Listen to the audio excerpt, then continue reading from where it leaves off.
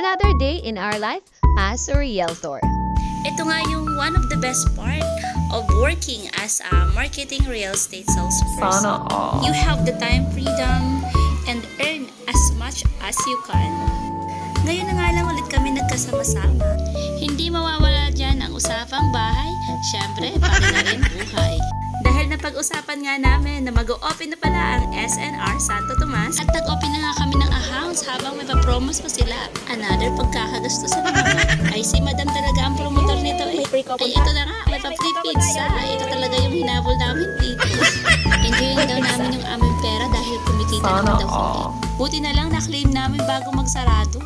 At dahil nga magsasarado na, ayan, maghahanap muna kami ng mapapagpwestuhan.